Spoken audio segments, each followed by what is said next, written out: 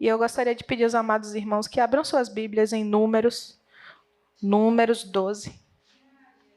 Vamos lá. Miriam e Arão começaram a criticar Moisés, porque ele havia se casado com uma mulher etíope. Tem algumas versões que tem... Podem se assentar, irmãos. Podem se assentar. Tem algumas versões que tem escrito ali que ele se casou com uma mulher cuxita. Isso. Pode se assentar, irmãos. Não é fuxica, não. Mulher cuxita. Cuxita significa etíope também. É o mesmo significado. Africana. Arão e Miriam estavam falando sobre a mulher de Moisés, porque era uma mulher africana. Os traços dela eram traços de uma mulher negra. Pois é, a gente olha assim, uma besteira, né? Mas o Senhor, ele foi muito enfático no que aconteceu aí. Lá na frente vamos ver o resultado disso aí. Vamos continuar, versículo 2. Será que o Senhor tem falado apenas por meio de Moisés? Perguntaram. Também não tem falado ele por meio de nós? E o Senhor ouviu isso. O próprio Deus ouviu aquele fuxico. Aquele comentário malicioso. E Deus, ele é nossa torre forte. O guarda de Israel, ele não dorme. E ele faz justiça pelos seus. Irmãos, ali Arão e Miriam criticavam não somente a mulher de Moisés pela sua cor de pele, como também a profecia de Moisés. Irmãos, quem deu os primeiros passos na consagração de Arão foi Moisés. Arão só se tornou sumo sacerdote porque Moisés, como um líder, o consagrou. Teve todo um processo e ainda assim ele se volta contra o líder dele. E ainda questiona a sua profecia. Meu Deus. E eu gostaria de falar também, ainda nesse primeiro episódio, sobre um tal conhecido espírito de Jezabel. Ouvimos muito falar por aí sobre um espírito de Jezabel. Mas a palavra não fala sobre um espírito de Jezabel. Fala sobre uma doutrina de Jezabel. E quando nós falamos sobre uma doutrina de Jezabel, entendemos apenas a questão da sedução, né? Uma mulher muito sensual. E vai muito além disso. Uma doutrina é um conjunto de ideias, de normas que aquela pessoa transmite. Então, a sedução de Jezabel é de ideias também. Ela seduziu o seu marido, Acabe. Ele já tinha um coração inclinado para o mal. Ela tinha essa sedução nas ideias, o tal discurso da serpente.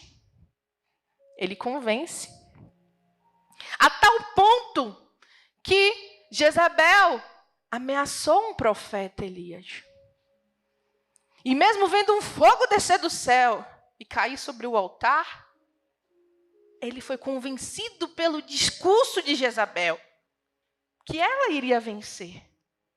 Ele acabou de ver um sinal miraculoso, né? Grandioso. E foi convencido. E essa doutrina de Jezabel, ela é uma doutrina que persegue profetas. Um espírito maligno nós expulsamos. Uma doutrina maligna nós desconstruímos. Nós desconstruímos altares. A Bíblia vai enfatizar que o rei Acabe, ele estava seguindo os passos do rei Jeroboão. Quem era Jeroboão? Jeroboão I, o rei do norte. Ele participou de uma divisão do reino do norte e reino do sul. Deus não opera na divisão. E ali naquela divisão, ele achando que era melhor do que Roboão, que o reino dele seria melhor, começou a tentar agradar o povo. Como? Criando altares para Deus e para os outros deuses. Ele profanou o lugar santo, achando que estava fazendo a coisa certa, para agradar aos homens. E quando a palavra fala que Acabe seguiu esses passos, e não somente isso, ele ainda casou com Jezabel. Fez uma aliança com essa doutrina satânica. O que estava ruim piorou. Então, irmãos, quando a gente vê essa postura de Arão e Miriam, pessoas santas, usadas por Deus, eles não tinham o espírito de Jezabel. Eles deram ouvidos à doutrina de Jezabel. Precisamos eliminar ela do nosso meio. E foi uma direção muito específica de Deus que nós entrássemos nesse jejum. Eu não sei os detalhes do que está acontecendo, mas eu sei que essa é a direção. E a gente não precisa ver o final para caminhar, só temos que crer em Deus, né? Então, quem tem ouvidos, ouça o que o Espírito Santo está dizendo às igrejas. Glória a Deus. Então, essa doutrina de Jezabel é uma doutrina que persegue profetas. E o que Miriam e Arão estavam fazendo? Perseguindo o profeta, Moisés. Logo quem, meu Deus do céu? Ai, meu Deus. E aí, às vezes, a gente mascara, né? Isso tudo com um tal zelo. Não, eu só estou falando aqui por zelo. Estou falando da vida de Moisés e da esposa dele por zelo, a obra. Estou julgando a profecia. Está julgando o profeta, a profecia, está julgando tudo. Sem a reta justiça. Que é o perigo. Sem a reta justiça. E muitos gostam do título de profeta. Quem é o profeta, meus irmãos? Aqueles que transmitem a mensagem de Deus para o povo. Eu não preciso me intitular profeta porque eu tenho o espírito da profecia na minha vida. Você tem o espírito da profecia. E esse espírito que fala por vós. E uma determinada situação, Moisés sentiu que a liderança estava pesada. Que o chamado dele estava pesado. O que é que Deus fez? Ele confessou ao Senhor. Nossa irmã Araci confessou hoje, não foi? O fardo está pesado, irmãos. Não aguento. Não estou aguentando. Está muito peso. Ela confessou. Por quê? Ela é de carne e osso. Moisés era um homem extraordinário. Mas ele era homem. E ele confessou a Deus. Está pesado. Deus pegou daquele espírito que havia nele e repartiu com outros 70 homens. Deus, ele conhece as nossas limitações. Só precisamos confessar. Hoje, a nossa irmã compartilhou do fardo dela. Nós vamos ajudá-la em oração e no que for possível. Porque a igreja é isso, é uma unidade. Ninguém sofre sozinho. Se o braço não está bem, todo o corpo sofre. Essa é a visão de Deus. A visão de um reino. Não de um reino dividido. E ali, irmãos, ainda falando sobre essa profecia, né? Deus deu uma ordem para que Moisés reunisse os homens na tenda, 70 homens, e repartisse desse espírito com eles. Porém, 2 homens não estavam lá. Na hora que o espírito foi repartido, faltavam 2. Esses 2 estavam no acampamento. E aí veio um homem de lá, falou com Josué. Olha, tem 2 homens lá no acampamento profetizando. Só quem pode profetizar aqui é Moisés. Ele não estava ligado. Porque até então, aquele título de profeta era algo muito grandioso. Só Moisés tinha. Mas Deus compartilhou com o corpo. Para aliviar o fardo. Não podemos fazer tudo sozinho. Essa é a visão de Deus. É a forma que o Senhor age. E ali, quando Josué chega para falar com Moisés, olha, tem 2 homens profetizando lá no acampamento. Eles não estão aqui na tenda. E aí Moisés olha para Josué e fala, você está com ciúme? Você está com ciúme porque eles estão profetizando? Que bom seria se todos profetizassem. E o apóstolo Paulo ali diz a mesma coisa. Para a gente priorizar a profecia. Não olhamos um para o outro, eu não olho para Araci e falo, não, ela profetiza, ela é melhor do que eu. Somos servas e filhas do rei. Ambas profetizamos de formas diferentes. Glória a Deus. Vamos continuar meditando. No versículo 3. Ora, Moisés era um homem muito paciente, mais do que qualquer outro que havia na terra. Imediatamente o Senhor disse a Moisés, a Arão e a Miriam. O Senhor falou com os três na mesma hora, imediatamente. Dirijam-se todos à tenda do encontro. Os três. E os três foram para lá. Então o Senhor desceu numa coluna de nuvem e, pondo-se à entrada da tenda, chamou Arão e Miriam. Venham os dois na frente. A nuvem na porta da tenda. Deus não permitiu nem que eles entrassem. Foi na porta. Venham os dois se justificar com o Senhor. E aqui, irmãos, nós vemos duas posturas. A de Arão e Miriam, que foram à porta da tenda para receber de Deus um juízo.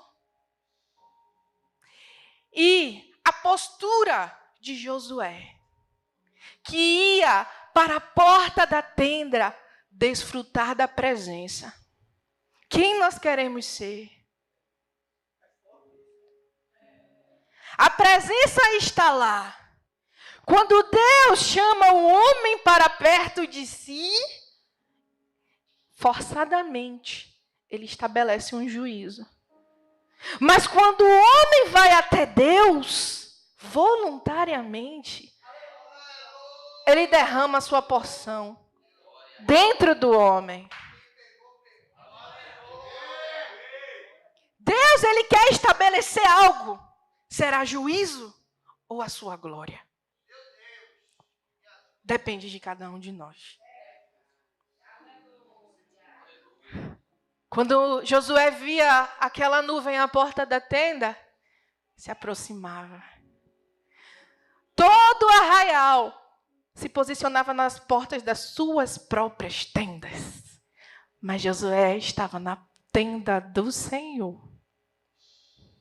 Ele queria a presença. Somente a presença. Irmãos, acabou, né? Recentemente o avivamento acabou não, começou. Continua. O avivamento em Asbo. E ali, quando eu vi aquela notícia, eu falei assim, Senhor, esse povo está adorando, adorando, adorando.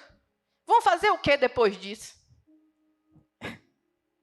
E aí o Espírito Santo me fez olhar para dentro de mim. E ele falou, Raquel, eles me adoram pelo fato de eu ser Senhor. Aleluia! Eles não precisam obrigatoriamente fazer algo. Porque eu estou fazendo algo neles. Eles adoram somente pelo fato de Deus ser Deus. E nós queremos nos aproximar da presença para depois acontecer algo, mas a gente não está desfrutando. Quando um casal está apaixonado, eles vão para assistir um filme, né? Liga a televisão e apenas desfrutam da presença um do outro. Eles não exigem nada em troca. Eles só querem aproveitar o momento. A pipoquinha um refri.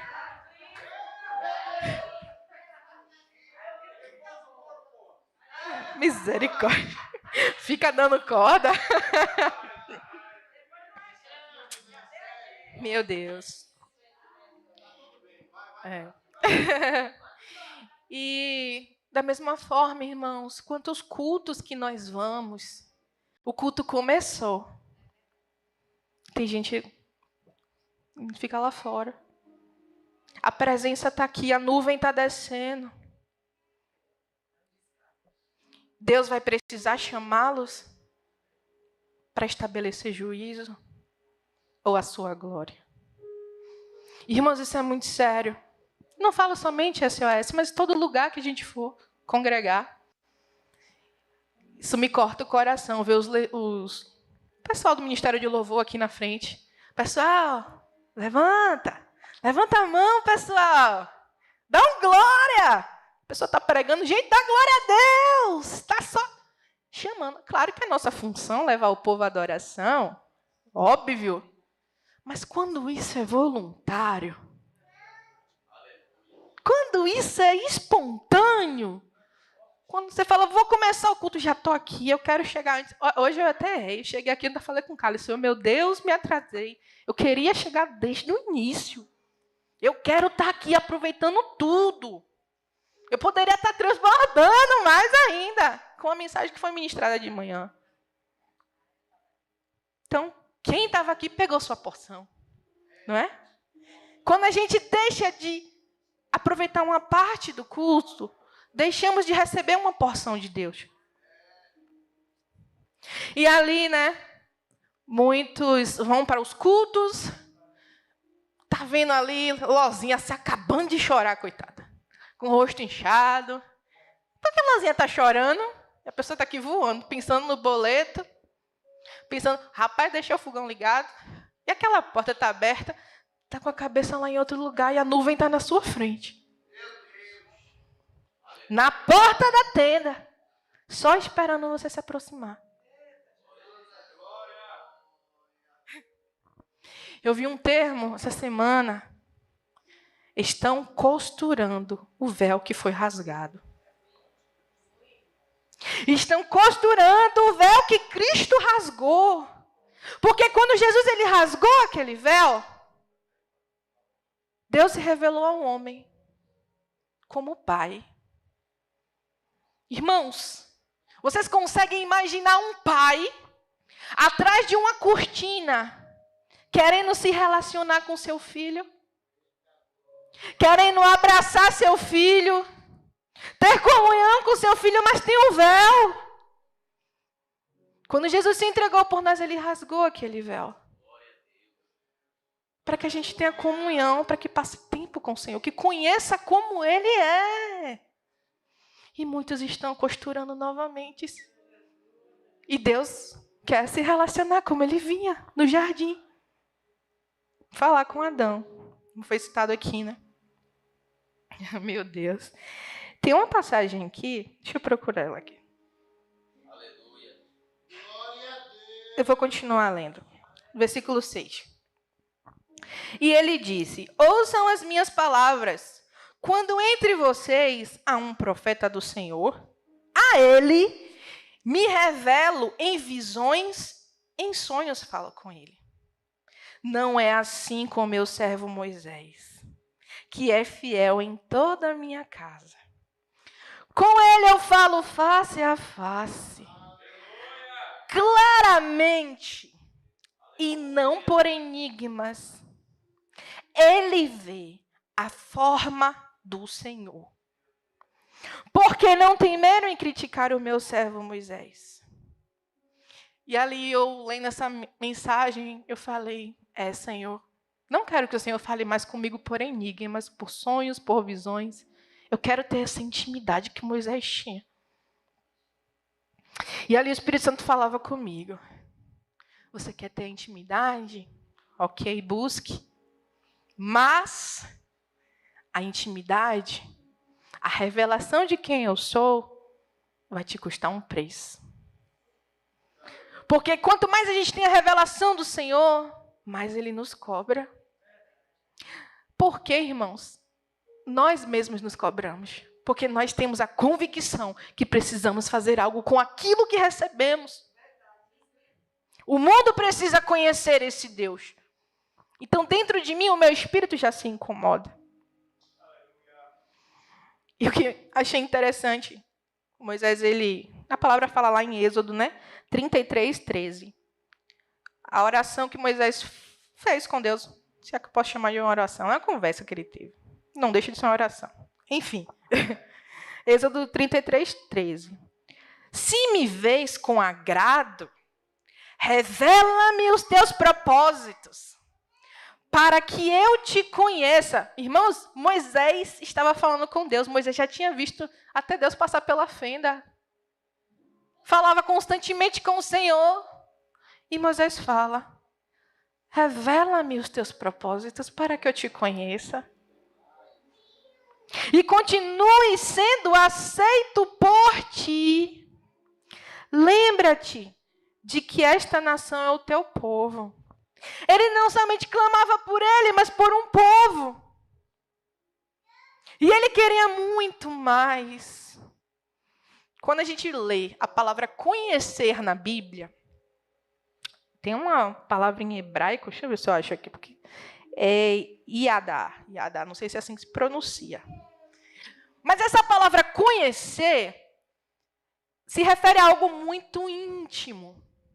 Tanto que lá em Gênesis 4:1 fala que Adão conheceu Eva quando eles tiveram uma relação, né?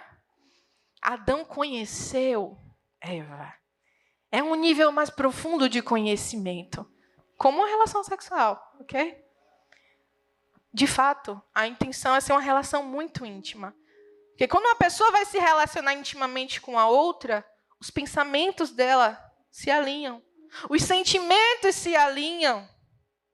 Os desejos de estar perto se alinham.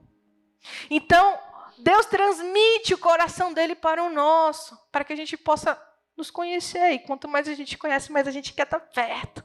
Ter essa relação mais íntima, mais achegada. Amém. Lá em Jeremias 22, do 15 ao 16, fala assim. Está falando sobre Josias, o rei Josias. Você acha que acumular cedro faz você um rei? O seu pai teve comida e bebida. Ele fez o que era justo e certo. E tudo ia bem com ele. Ele defendeu a causa do pobre e do necessitado. E assim, tudo corria bem. Não é isso que significa conhecer-me, declara o Senhor.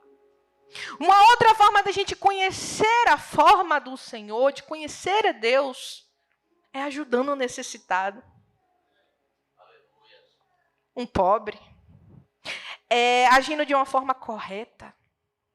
Se eu ando sempre por caminhos tortuosos, eu não vou conhecer a Deus. Meu Deus. Então, irmãos, o que diferencia o serviço de Arão para o serviço de Moisés? Ambos estavam constantemente na presença. Para Arão, Deus era aquela força que descia sobre uma arca e que fazia grandes coisas. Mas, para Moisés, Deus era uma pessoa. E ele se relacionava com Deus como uma pessoa, irmãos. Como um filho. Arão, ele servia, mas não conhecia os segredos do Senhor. Como está lá em João 15:15. O servo não sabe o que o seu Senhor faz, mas o filho sabe os seus segredos, não é verdade?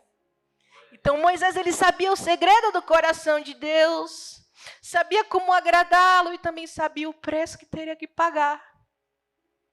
Moisés, ele pediu para que Deus o matasse, mesmo sendo imergido naquela presença constantemente. O fardo era pesado, mas era necessário. E eu peço que vocês internalizem isso hoje. Você tem um chamado. Deus, ele te chamou e te capacitou. Está doendo? É porque você é mais forte do que imagina. E o poder de Deus se aperfeiçoa na sua fraqueza. Deus quer ser aperfeiçoado em cada um de nós. E eu acho que isso é tão incrível. Que mesmo sabendo o Deus tão poderoso que nós temos, sabendo que o fim é bom, ainda dói. Ainda dói. Um dia desses eu estava lá em casa, irmãos, passou um vendaval lá em casa. Eu sentia literalmente que eu estava num barco e que tinha um vendaval antes dessa viagem, passando. E ali eu, na cozinha, falava, Senhor, não vou aguentar. Me ajude. Esse fardo está pesado demais, Jesus. Divide ele comigo. E ali o Senhor me lembrava de quando Jesus soube da morte do seu amigo Lázaro. E ele chorou. E eu me perguntei, como assim? Jesus sabe quem é Deus, ele é o próprio Deus encarnado. Ele sabe o futuro, ele sabe o que vai acontecer, que Lázaro vai ressuscitar. Mas a dor, ela existe. E mesmo que a gente conheça o nosso Deus, saiba que o final é bom. Muitas vezes vai doer, mas a gente tem que descansar, esperar. Porque o mesmo Jesus que permitiu a tempestade é o mesmo que acalma ela. Quando a gente sabe o Deus que serve, a gente sabe que essa tempestade vai passar. É temporário. Todos nós precisamos passar por uma luta. Eu digo constantemente, se não tivéssemos problemas nesta terra, para que iríamos querer o céu? Esse é o nosso Deus. Ele faz a ferida. E Ele mesmo a cura. Ele é fiel. Versículo 9. Então a ira do Senhor acendeu-se contra eles, Miriam e Arão. Certo? E ele os deixou. Quando a nuvem se afastou da tenda, Miriam estava leprosa. Preste atenção aqui, irmãos. Sua aparência era como a da neve. No versículo 1, Miriam e Arão estavam questionando a mulher cuxita, a mulher de aparência negra, africana. E o juízo de Deus se fez na vida de Miriam. E a pele dela ficou branca. Não somente branca, mas branca como a neve. Ela se orgulhava tanto do seu pecado, a ponto de apontar os outros. E Deus mostrou, revelou o pecado a ela, fez ela enxergar. Você não se orgulha de ser branca? Né? A questão aqui não é somente o racismo, é porque é uma outra cultura, certo? Então, os hebreus eles não podiam se misturar com outras culturas.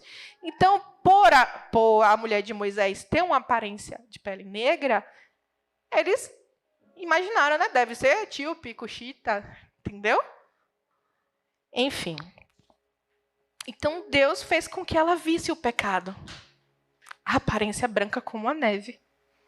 Arão voltou-se para ela, viu que ela estava com lepra e disse a Moisés, por favor, meu senhor. Já mudou, meu senhor. Reconheceu que Moisés tinha uma autoridade acima dele. Ele que precisava ser submisso. Muitas vezes a gente está num ministério e se acha mais santo que os outros. Porque eu pego nas coisas santíssimas. Eu estou ministrando na arca aqui. Porque só eu posso fazer isso. O orgulho é um veneno. E Deus se opõe aos orgulhosos. Está escrito. É exatamente, abate soberbo. Então, voltando, né?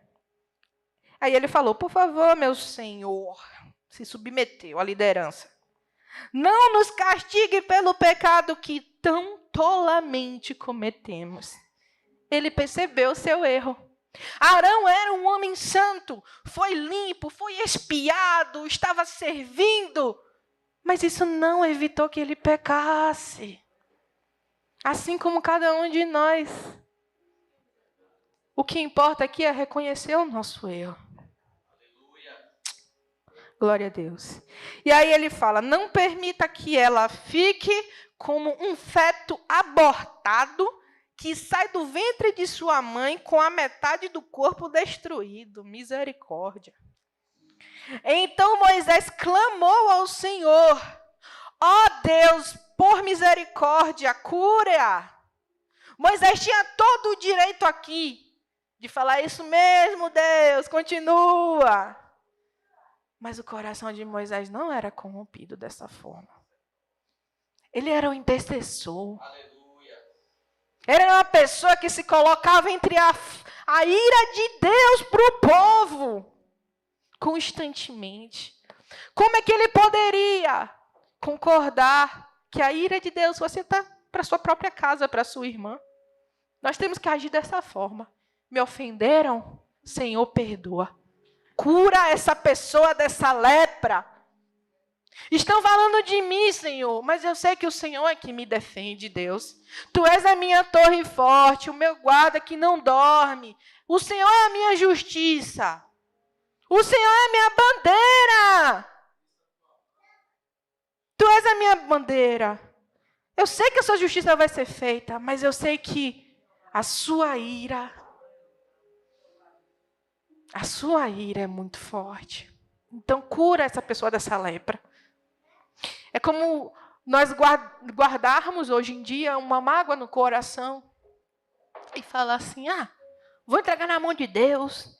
Eu confesso que assim que eu aceitei Jesus, eu voltei para Jesus, né?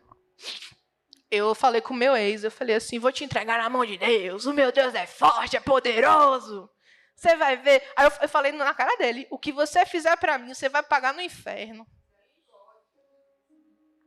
E aí um dia o Espírito Santo me deu uma revelação do que é o inferno. E eu falei, Senhor, não permita que ele vá, não.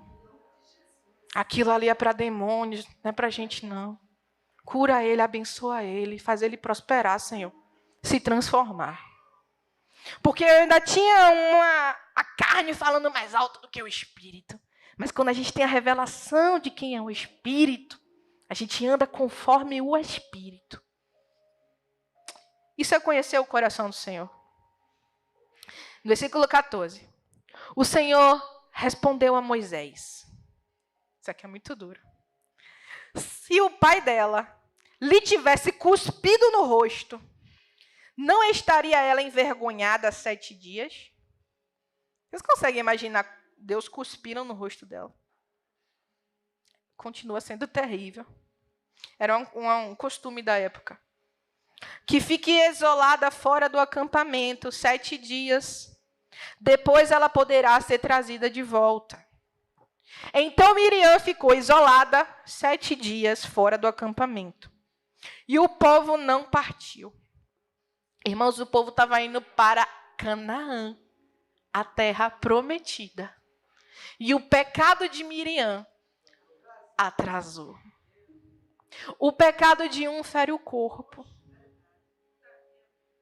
Por isso nós guerreamos contra o pecado, falamos de santidade. Não é para vestir uma beca e falar assim, eu sou mais santa que todo mundo. Jamais.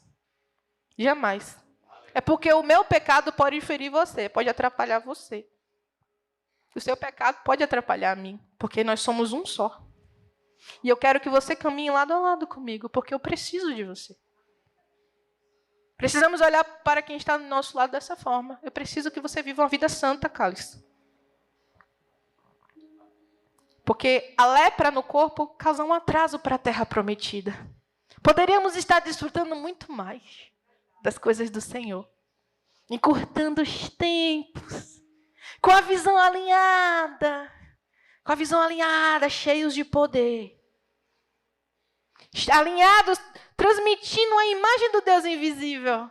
Como foi ministrado quarta passada. Se a gente se alinha aqui e vai lá fora, o mundo vai nos ver e vai falar, eu quero esse Deus. E quanto mais parecido com Cristo, transmitindo a imagem do Deus invisível nas nossas vidas, o mundo vai ver. E quanto mais convertidos, mais rápido será a volta do Senhor Jesus. Então, se a gente não se conserta aqui, a volta de Jesus vai se atrasar. Toda a natureza espera a revelação dos filhos de Deus. Eu e você. O mundo está esperando que a gente desperte, transforme e impacte lá fora. Os dias serão encurtados por causa dos filhos de Deus. Nosso trabalho precisa ser aperfeiçoado. Um machado cego corta, mas dá muito trabalho. Então, esse momento aqui, às quartas-feiras, aos domingos, as viagens também, é o momento da gente afiar o machado para apressar a volta do nosso Senhor Jesus. Amém. Que Deus os abençoe. É que eu agradeço a minha oportunidade.